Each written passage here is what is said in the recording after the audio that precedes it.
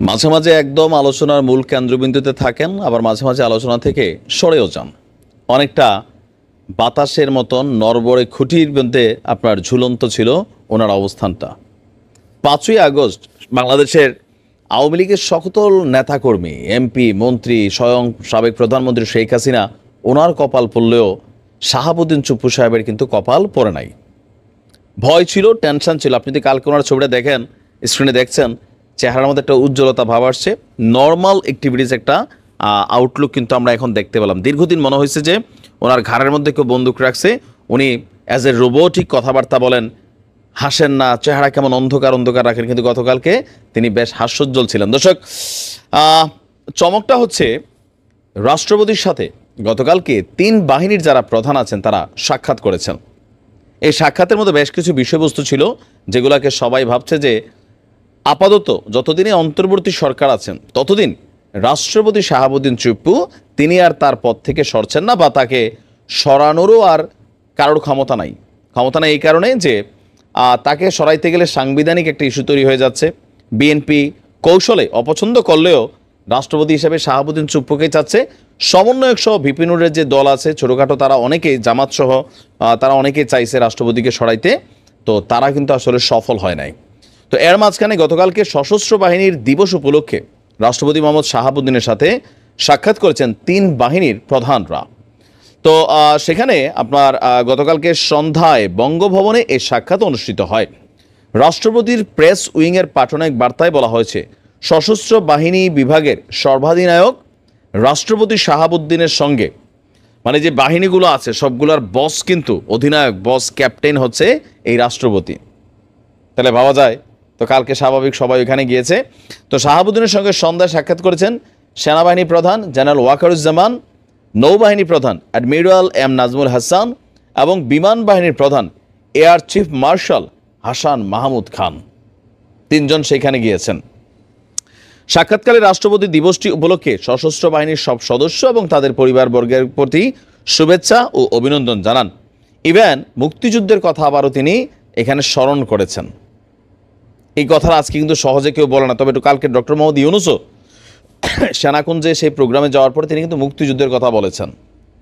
এখন বলে মুক্তিযুদ্ধের কথা কি নতুন নাকি না, এই যে পরিবর্তিত জুলাই আগস্ট ইস্যুর পরে অনেকে মুক্তিযুদ্ধ নিয়ে কথা বলতে ভয় পান বা কৌশলে কথাগুলো বলেন, কারণ সরাসরি তারা বলছে। তিনি বলছেন, মুক্তিযুদ্ধের মাধ্যমে গড়ে ওঠা সশস্ত্র বাহিনী জাতির গর্বের প্রতীক। দেশের স্বাধীনতা এবং সার্বভৌমত্ব রক্ষার পাশাপাশি বিশ্বের বিভিন্ন দেশে শান্তি মিশনে সশস্ত্র বাহিনীর সদস্যগণ দায়িত্ব পালনের মাধ্যমে দেশের ভাবমূর্তিকে উজ্জ্বল করছে। বৈষম্যবিরোধী ছাত্র আন্দোলন পরবর্তী দেশের আইন শৃঙ্খলার রক্ষা এবং শান্তি প্রতিষ্ঠায়ও সশস্ত্র বাহিনীর সদস্যদের তিনি ভূয়সী প্রশংসা করেছেন। সাক্ষাৎকালে সেনা, নৌ ও বিমান বাহিনীর প্রধানেরা এই দিবস উপলক্ষে নেওয়া কর্মসূচি সহ তাদের স্ব বাহিনীর কার্যক্রম, এই মানে কে কি করতেছে, কোথায় কি চলতেছে, এগুলো সম্পর্কে রাষ্ট্রপতিকে তারা আপনার ইনফর্ম করছে। এই সময় রাষ্ট্রপতির সচিবরাও সেখানে উপস্থিত ছিলেন। এখন এই বিরল দৃশ্য দীর্ঘদিন যাবৎ হয় নাই। এখন এই 3 বাহিনীর প্রধান সম্ভবত গত 5ই আগস্টের পর আর একসাথে এইখানে এরকম কোনো বৈঠকের সুযোগ হয় নাই, অথবা বসাও হয় নাই। কারণ মেইন কারণ হচ্ছে একটা উসিলা তো লাগে। তো এই দৃশ্যপট দেখার পরে যারা ভাবছিলেন যে সম্ভবত সমন্বয়করা এখনও সংবিধান প্লাস রাষ্ট্রপতির পদত্যাগ ইস্যুতে একের পর এক মিটিং করে যাচ্ছে, হয়তো সশস্ত্র বাহিনীর সাথে ওনার একটা দূরত্ব হয়ে গেছে, বা somehow plus minus doctor Mohammad ইউনূসের সরকার চাচ্ছে। তো গতকালকের এই দৃশ্য দেখার পর এতটুকু কনফার্ম যে আপাতত রাষ্ট্রপতি তিনি গ্রিন জোনে চলে আসছেন। আরেকজন আসছেন, সেটা হচ্ছে মুস্তফা সরওয়ার ফারুকী। এত কিছু এরপর কিন্তু ফারুকীকে এখান থেকে সরকার না নেয়, বরঞ্চ ডক্টর মোহাম্মদ ইউনূস ডাইকানিয়া মানুষের সাথে সাক্ষাৎকারে বলছেন যে এটা করো। ফারুকী আবার কার্য পরিকল্পনা ডক্টর মোহাম্মদ ইউনূসের সামনে শেয়ার করছে। দেখা যাক রাষ্ট্রপতির মানে আনটিল লাস্ট পর্যন্ত কি হয় আসলে। তবে আমার ধারণা তিনি বড় ধরনের কোনো ঝামেলায় পড়বেন না। একটা জাতীয় নির্বাচন হবে, সুষ্ঠু নির্বাচন, সেই নির্বাচনের মাধ্যমে তিনি সাংবিধানিক পদ থেকে আপনার অব্যাহতি নেবেন, এতটুকুই। আর এর বাইরে যদি কোনো কিছু ঘটে সেটা কাকতালীয় হতে পারে। বাংলাদেশের মানুষ যে কী পরিমাণ ক্রিয়েটিভ আর পোংটা, মানে দুষ্ট, মাঝে মাঝে আমাদের ভিডিওর কমেন্টে অথবা গণমাধ্যমে যে নিউজগুলো হয় সেই কমেন্ট দেখলে মনে হয় যে জাতির মধ্যে যথেষ্ট ক্রিয়েটিভিটি আছে, তবে আজাই রেখা যায়। যাই হোক, এই ভিডিওটা ওয়ান কাইন্ড অফ আজাইরা ভিডিও, কিন্তু দৃশ্যপটটা হয়তোবা আসলে এমন। দর্শক, আপনারা জানেন যে গতকালকে আপনারা জানেন না, মানে এখন জানবেন আর কি, ঠিক আছে। একটা কমেন্ট ছিল এরকম যে গতকালকে সারা রাত শেখ হাসিনা ঘুমায় নাই। এখন আসলে কেন ঘুমায় নাই? তিনি কি আদৌ ঘুমান নাই, নাকি যিনি কমেন্টটা লিখছেন কল্পনা করে দেখছেন যে ঘুমান নাই? তবে আমারও কিছুটা মনে হয় ঘুমায় নাই।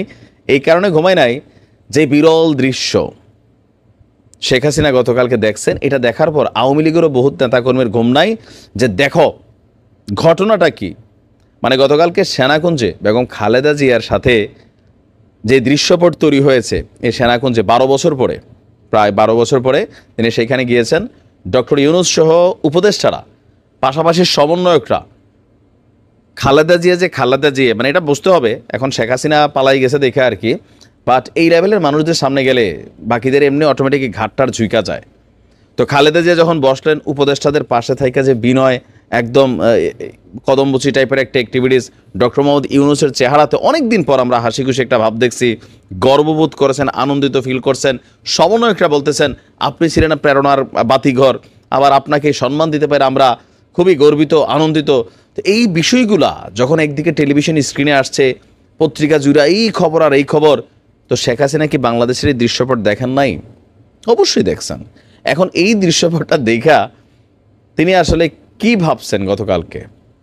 তো ওই বিভিন্ন ভিডিওর কমেন্টের মধ্যে একজনে লিখছে যে গতকালকে এই দৃশ্য দেখে সারা রাত ঘুমাইতে পারে নাই শেখ হাসিনা সহ আওয়ামী লীগের ঊর্ধ্বতন যারা নেতা নেত্রীরা আছেন। কথা কিন্তু সত্য। চিন্তা করতেছে, হায় রে, দেশে কি হইল।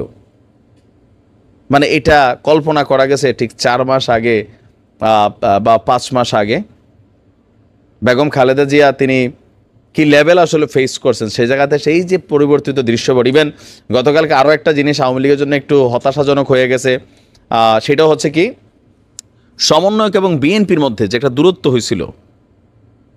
গতকালকে সমন্বয়করা বা উপদেষ্টা সমন্বয়করা বা একদম টোটাল যে সেক্টর, ডক্টর ইউনূস, সবাই যেভাবে বেগম খালেদা জিয়াকে সম্মান দেখাইছে, সমীহ করছে, অনার দিছে, এ টু জেড সব কিছু মিলিয়ে বিএনপি একটা স্যাটিসফাইড। মির্জা ফখরুল ইসলাম আলমগীর খুশিতে বইলেই ফেলছেন যে আমরা ডক্টর ইউনূসের কাছে কৃতজ্ঞ, তিনি এত সম্মান দেখাইছেন, এত বড় আয়োজনে ওনাকে এইভাবে একটা সারপ্রাইজ দিয়েছেন 12 বছর পর, তাও সেনাকুঞ্জের মধ্যে। মোটামুটি ওইখানে যারা উপস্থিত ছিল সবাই হাসি খুশি প্রাণোচ্ছল ছিল। আর এই প্রাণোচ্ছল দেখা কোনা কারো পৌষ মাস, কারো সর্বনাশ। তো এই দৃশ্যপট দেখার পরে স্বাভাবিকভাবে শেখ হাসিনার জায়গায় যদি আমিও থাকতাম আমারও খারাপ লাগতো, আপনি থাকলে আপনারও খারাপ লাগতো। আজকে যদি আওয়ামী লীগের কর্মীরা দেখতো, কী বলে যে বিএনপির কর্মীরা দেখতো যে আজকে এখানে শেখ হাসিনা বসে আছেন, উপদেষ্টারা এরকম একটা হঠাৎ করে ওনার কাছে মুরিদ হয়ে গেছে বা ওনারা সম্মান দিচ্ছেন, ডক্টর ইউনূস বলছেন যে হাসুবু আপনাকে পাইয়া আমি গর্বিত, আনন্দিত, তো বিএনপির নেতাকর্মীরাও গালাগালি করতো বা একটু হালকা পাতলা উল্টাপাল্টা কমেন্ট করতো বা তাদের কাছেও খারাপ লাগতো। তো এই দৃশ্যপট দেখার পরে স্বাভাবিকভাবে 16 বছর ক্ষমতায় থাকার পরে হঠাৎ করে এই পরিস্থিতি দেখে কিছুটা টেনশন তো হবেই। তো যাই হোক, বিপরীত হইতে পারে, আবার এরকম নাও হইতে পারে। তিনি হয়তো ধরেন রাত্রেবেলা ভালো করে খাইছেন, সালাদ টালাদ দিয়া ডায়েটও করতে পারেন, একদম নাক ডাইকা ঘুম দিয়েছেন, এরকম হইতে পারে।